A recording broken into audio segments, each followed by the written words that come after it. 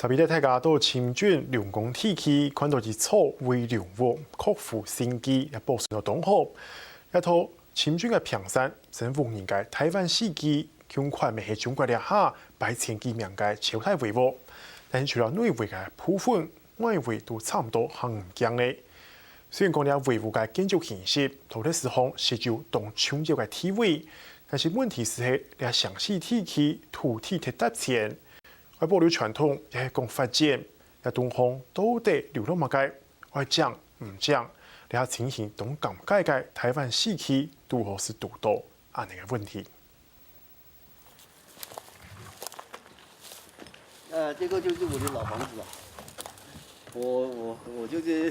以前就是小時候住在這裡，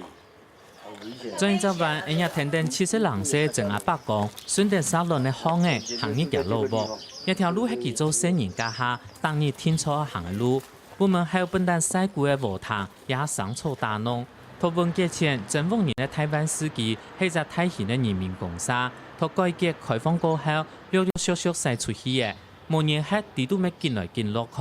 用非私形式嘅台灣司機也除得內圍還算係完整，佢隻外圍係落腳唔得咧。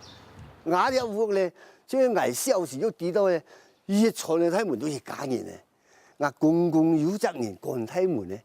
到9點鐘哦，都鎖傳體門嘅，嗱，這些就舊仔時我都最清楚啊，所以個傳體門嘅家人，大家都好團結，好咩，喺度氣氛好融嘅。畢竟有200幾年歷史，所以嘅建築啊顯得比較破舊，但係我對台灣司機來講咧，佢係客家維護中，就係保存到最好嘅、最原始狀態嘅一隻客家維護咯。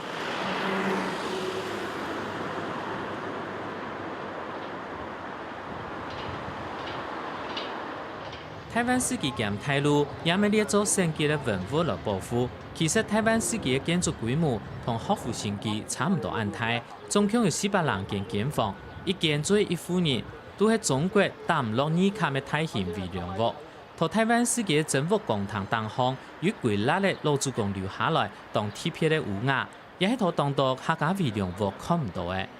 其實老祖宗留給後代，他有幾層意識在這裡。一個就是說，如果